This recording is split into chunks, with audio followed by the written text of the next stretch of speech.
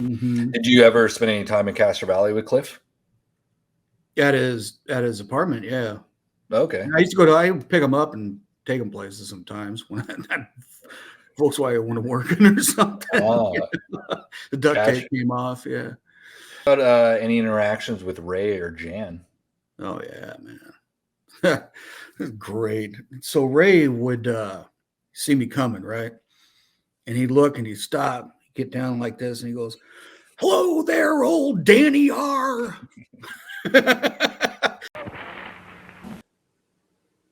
There was an inner light inside Ray. Mm-hmm. That anybody that got near to him and dealt with him, even if you'd never met the guy before, you felt that inner light of Ray. And I'm not some hippie fucking guy who's going, "Oh my God, the aura." No, he was a man who had suffered many losses in his life, massive losses, with Jan, Cliff, and everybody. And I think there was another son as well, wasn't there? His son, Scott. Yeah.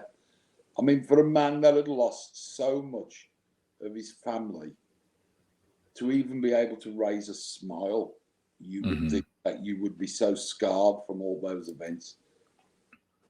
The guy was a light, a bright light. When you met Ray, could you instantly feel the spirit of Cliff in Ray and where Cliff got his spirit from? So first time I met Ray, we played a place called the Omni in Oakland, I believe it was.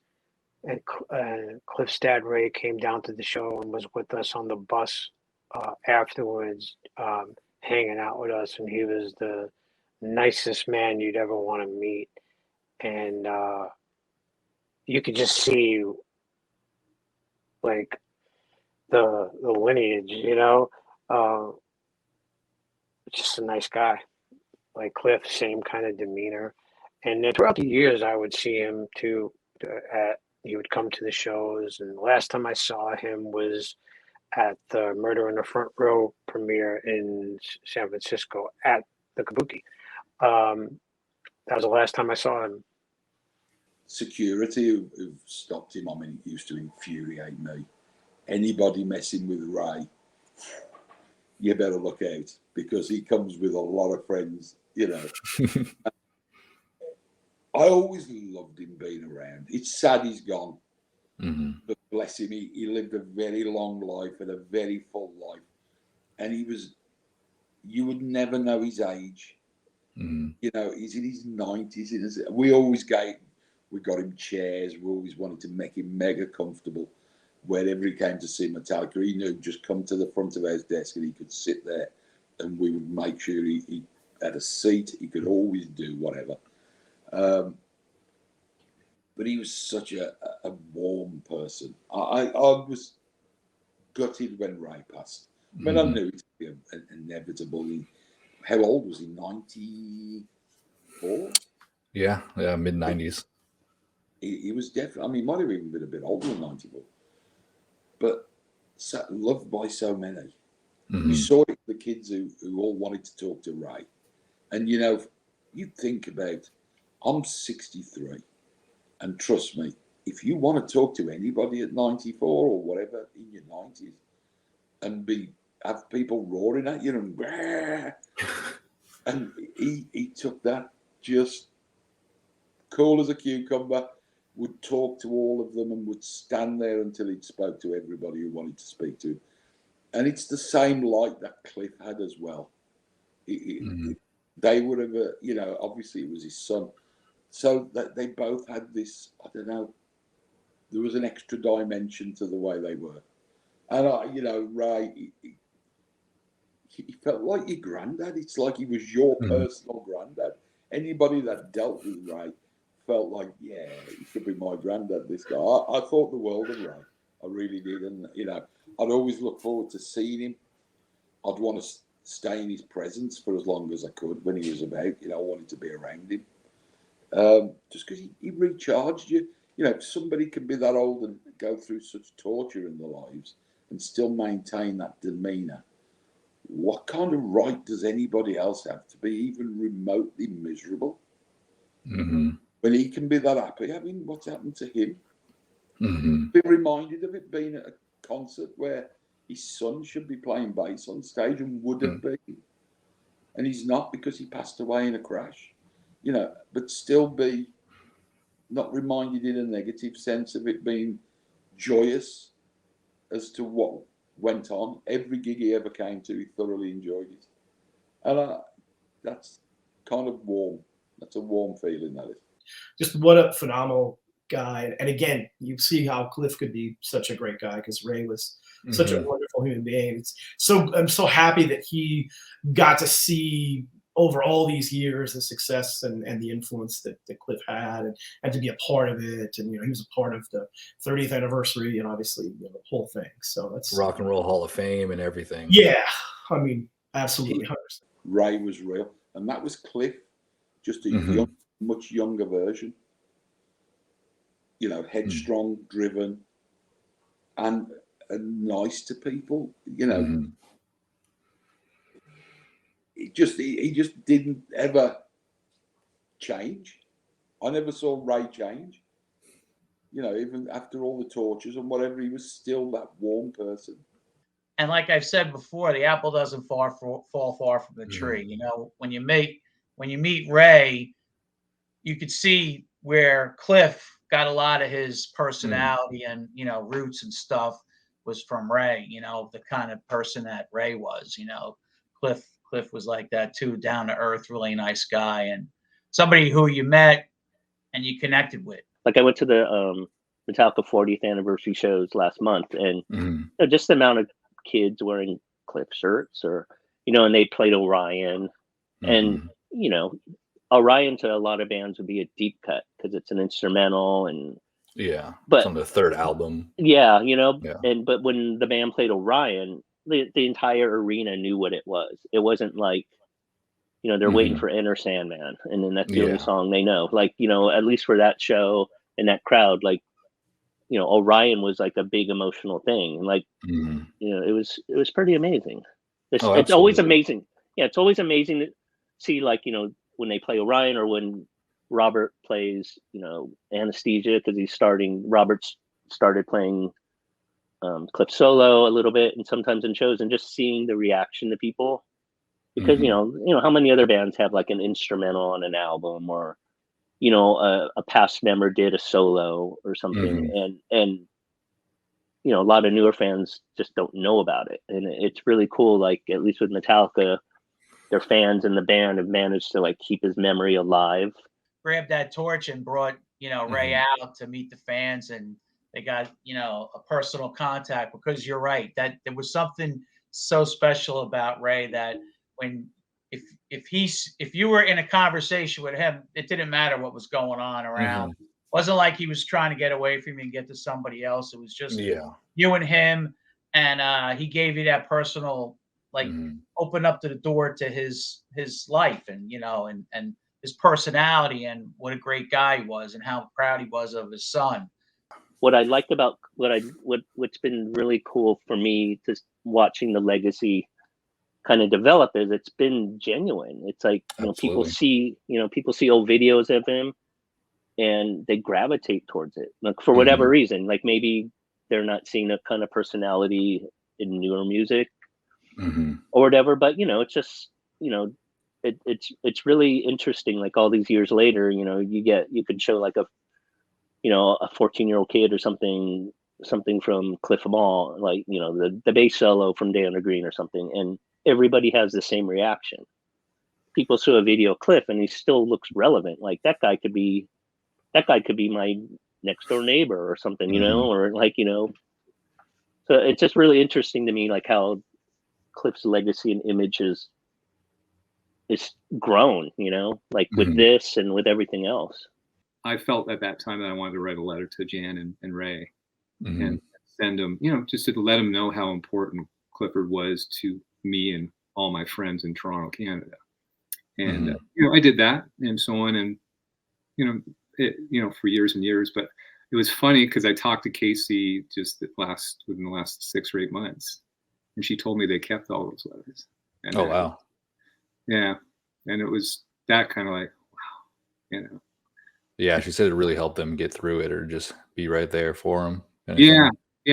And so it's just like, in a way, it sums up why I want to help. Is this like, you know, carry on, you know, I guess I call it the strong spirit and strong memories of you know, Cliff and Ray and so on. And that's the truth. Honestly, it's like, just I if you don't interview me, I'd be more than happy. And just like, rather, Casey came up with it, and I'm like, okay, if Casey wants it, but no way. You know, it was what I guess it had probably been the first time I had seen him in like forever. And I went up and I go, Ray, I don't know if you remember me, but you know, my name is Dan R. And he goes, Danny R. You know, and I was like, God, man, he was just like that. You know, he goes, God, man, you know. And so, anyways, it was funny because Big Mick got up and he goes, I got to take off for a while. The band's on stage because the sound guy, right? And he goes, I go, really? And he goes, oh, yeah, Ray's got it. So, anyways, he leaves, you know. We did have a party at Ray and Jan's place after one of the gigs we did. Can't remember where it was. Can't remember what gig it was. But we all went back to Ray's place. It was fun. We had Cliff's bass there, you know. I mean, this was after it had all happened and the band were back on the road with Jason and whatever. We went and had a thing at Cliff's, Ray's place. Cliff's bass was there. It was really cool, you know. And I'll always remember it because as a British person, right, you don't have window screens or door screens. You know, we don't have bugs that want to come in normally. So you can leave a door open. But of course, and I wasn't used to any of that. So I was inside Ray's house and a lot of it was going outside on the garden, out the back. And as it went dark, I literally walked through the door screen because the screen was closed, but it was dark outside and I couldn't see there was a fucking screen there. And I always remember to this day I walked through. I apologised to Ray, like probably a few years back about it. I'm like, I was the guy who broke your door. You know, walked right through the fucking screen. I always remember that. It was really like, oh my God, what have I done? British guy in America, door screens, in the dark, can't see them. That was really nice. They, you know, I mean, Ray and Jan, they were fantastic with the band.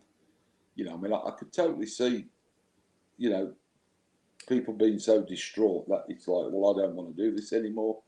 You know what I mean? And they were a firm reminder that Cliff would not expect anybody to give anything up. And that, you know, you should really carry on and do it for him and in his memory. And they have, and they've been fantastic at keeping Cliff's memory alive, rightfully so. And I know, you know, Cliff was proud of his mother and father. You know, he talked about him back in the day when, you know, I hung out with him in the 80s and stuff. And what a special connection it was that he had with his parents. And then think about what he left behind for his family. Like mentioned that his life goals were to be able to buy his parents a house, you know, let them own a place of their own. He was able to do that. And then to leave his father with his rock star legacy. Essentially, Ray Burton became the place of Cliff Burton.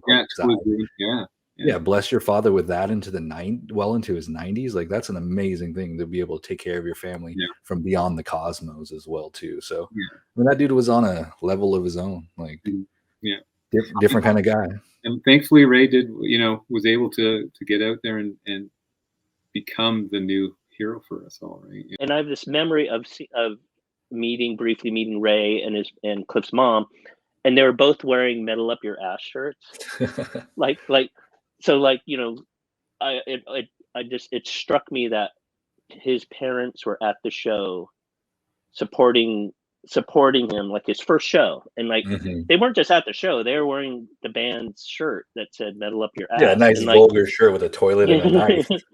So it's like I always remember that. I told Ray that at one point when I saw him somewhere and we talked, and like I was able to tell him that story because I think it said, you know, again, like the stories you always hear and all that, like how supported Cliff was by his family, and and there was nothing better than calling Ray up, and he would be like, "Hello, Metal Joe," here's like a guy that's almost 90 saying, "Hello, Metal Joe," on the phone. It's like, wow, this guy's awesome. So when we first started with the foundation, I'd given him a call and wanted to run it by him and sent him some of the stuff. And from day one, they were on board with wanting to help us out, because once he heard that we were raising money for kids who were underprivileged and needed some help with lessons and instruments, they got right on board.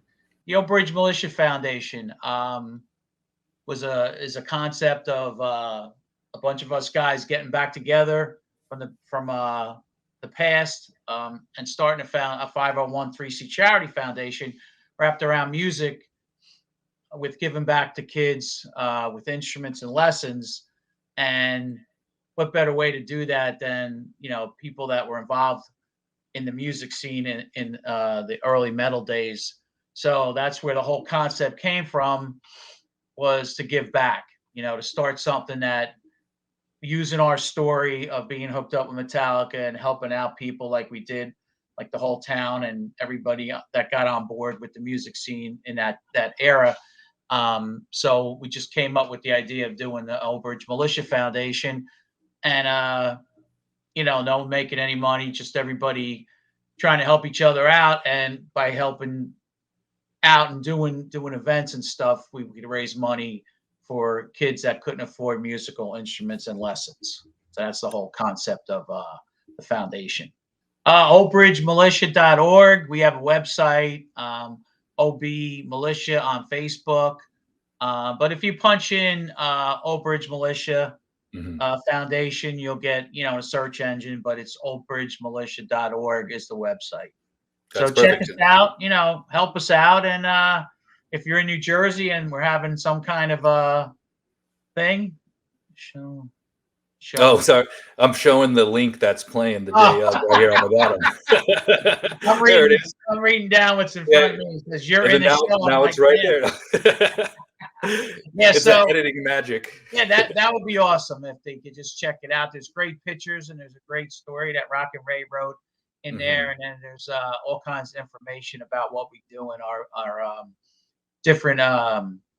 different shows that we put on, and we try to and it's 100%, no one makes any money, it all goes to the kids. So gotcha. It's very cool, very heartwarming. I love that it has the Cliff Burton affiliation as well. Right. And just the history with Metallica and how you guys took them under the wing, and look who yeah. they are today. It's like you guys have a huge impact on the world. Yeah, it's who knew? You know what I mean? Who knew? Yeah, nobody knew. You guys were just kids having fun, and then boom. Hi, folks. This is old Ray Burton again, talking to you from Southern California. And I wanted to thank you again for purchasing some of our T-shirts. And I just wanted to kind of show you where the T-shirts and the money from the T-shirts is going.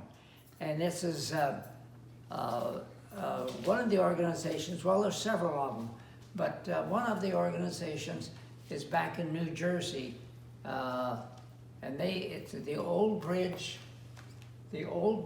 Militia Foundation. And it was started, Cliff used to come home from an Eastern tour, and he would comment on what a great bunch of kids in New Jersey that he enjoyed, and they treated him so well. And so anyway, they've started this foundation, and they have T-shirts, and it's the Cliff Burton family T-shirts, kinda. And anyway, I want to thank you for purchasing them. And this is where the money goes. The money goes to foundations like this. There are several others out there, and we appreciate you all for purchasing the T-shirts. They're a great picture of Cliff and a picture of me. I could never quite get the same scowl that he had, but anyway, he was a great kid. So anyway, go out and promote and put your money into helping kids that don't have the privilege of learning to play instruments. This helps them. The foundation is to help young people to get interested in music, and we really appreciate your participating. Thank you very much. I will talk to you later, so see you later, folks.